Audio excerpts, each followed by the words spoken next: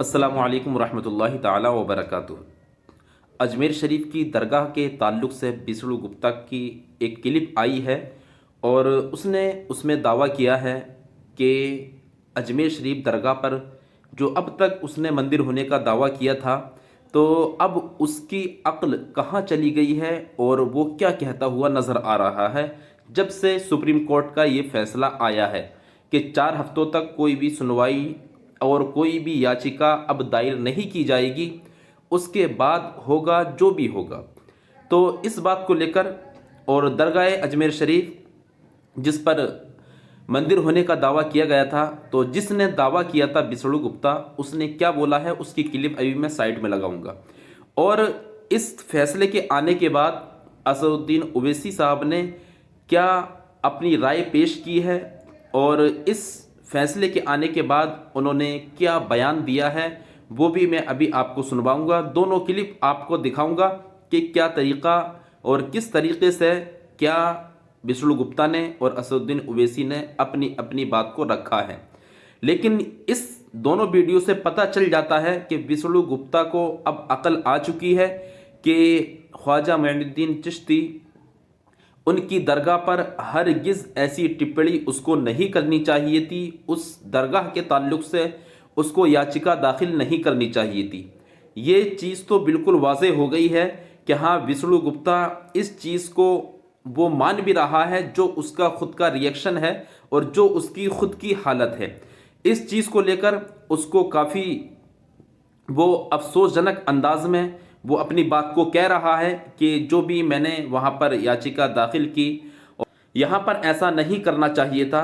लेकिन जो भी उसकी क्लिप है आप देखिए इस वीडियो में। सबसे पहले मैं उस विष्णु गुप्ता की क्लिप लगा रहा हूँ, आप इस वीडियो को देखिएगा और उसके बाद असदुद्दीन ओवैसी ने क्या बात पेश की है इस फैसले को आने के बाद कि अब किसी भी मस्जिद का या खानका का अब सर्वे नहीं होगा। तो दोनों वीडियो को आप देख करके जाइए, देखिए विष्णु गुप्ता की इस वीडियो को। आपसे एक रिक्वेस्ट है कि अगर आप इस चैनल पर पहली मर्तबा आए हैं तो चैनल को सब्सक्राइब जरूर करें। क्या बोला और असदुद्दीन ओवैसी ने सुप्रीम कोर्ट के इस बड़े फैसले के बाद मुसलमानों से क्या कहा, ये दोनों वीडियो देखना आपके लिए बहुत जरूरी है। इस खबर को जितना हो सके उतना शेयर कीजिए। देखिए ये वीडियो। वर्शिप एक्ट कानून को लेकर सुनवाई हुई। मुस्लिम पक्ष की ओर से 18 याचिकाओं का उसमें जिक्र किया गया था, जो कि उसमें 9 याचिकाएं ज्ञानवापी के संबंधित थी, 9 याचिकाएं मथुरा ईदगाह को लेकर थी। उस विषय पे सुनवाई मुस्लिम पक्ष ने ये माननीय अदालत के समक्ष रखा कि जितनी भी सूट चल रहे हैं उन सब की कार्रवाई पर रोक लगा दी जाए। माननीय अदालत ने रोक लगाने से इनकार किया है, लेकिन वो 18 जो याचिकाएं हैं जिनका हवाला मुस्लिम पक्ष ने दिया है, उन याचिकाओं में कोई नया ऑर्डर अब नहीं होगा पक्ष और विपक्ष दोनों की तरफ से, ना ही उन याचिकाओं में सर्वे का ऑर्डर होगा। और ये याचिका है बनारस और ज्ञानवापी को लेके है, लेकिन वर्शिप एक्ट को लेके ये मामला सुप्रीम कोर्ट में है। तो माननीय अदालत ने कहा है कि अब इन मामलों को लेकर देश की कहीं किसी अदालत में नया सूट फाइल नहीं होगा। जो फाइल हो चुके हैं वो फाइल एज इट इज यूं ही चलते रहेंगे, उन पर कोई किसी प्रकार का रोक नहीं है। और अजमेर दरगाह का जो केस है, जो हिंदू सेना द्वारा मैंने फाइल किया है, उस मामले पर इस मामले का कोई असर नहीं पड़ेगा, क्योंकि अजमेर दरगाह जो है वर्शिप एक्ट में आता ही नहीं है, क्योंकि अजमेर दरगाह जो है एक कब्रिस्तान है, क्योंकि और कब्रिस्तान की कोई पूजा पाठ कहीं होती नहीं है, इसलिए वर्शिप एक्ट में ये नहीं आता है। तो इसलिए ये फैसला सुप्रीम कोर्ट का अजमेर दरगाह केस जो है, जो संकट मोचन महादेव मंदिर को लेकर मैंने फाइल किया है, उस मामले में इस मामले का कोई असर नहीं पड़ेगा। 20 तारीख उसमें अगली सुनवाई है, उस पर सुनवाई होगी और हम सर्वे। जब ये प्लेस ऑफ वर्शिप एक्ट बनाया गया था, उसका मतलब ये था कि देश में इंस्टेबिलिटी ना हो, दंगे ना हो और देश में अमन रहे।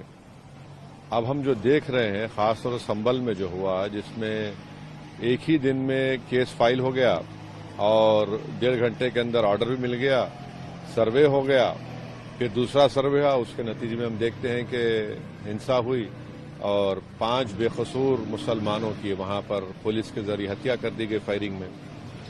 तो सुप्रीम कोर्ट का आज का फैसला उस एक्ट को सामने रखकर सुप्रीम कोर्ट ने कहा कि अब कोई सर्वे नहीं होगा, कोई केस कोर्ट हियर नहीं करेगी जब तक कि सुप्रीम कोर्ट उसकी हियरिंग को कंप्लीट नहीं करता, जो भी फैसला आएगा। तो ये बिल्कुल सही है। ये बार बार कोर्ट को जाना कि यहाँ पर मस्जिद नहीं थी, 500 साल 600 साल पहले ऐसा हुआ, बिल्कुल गलत है। पार्लियामेंट का एक्ट है और भारत सरकार को, मोदी सरकार तो रिप्लाई डाल ही नहीं रही अपना, उनको रिप्लाई डालना चाहिए। और ये अच्छा फैसला है, कम से कम इस पे दंगे नहीं होंगे, लोगों की जानें नहीं जाएंगी और गैर जरूरी जो 600 साल पहले 700 साल पहले, ये क्या मुल्क को आगे लेके जाएंगे या फिर क्या करेंगे हम लोग? संभल हो, अजमेर हो, ज्ञानवापी हो, आपको लगता है कि इस पर विराम लग जाएगा? अब तो सुप्रीम कोर्ट का तो ऑर्डर है, तो जाहिर है लोअर कोर्ट्स को सुनना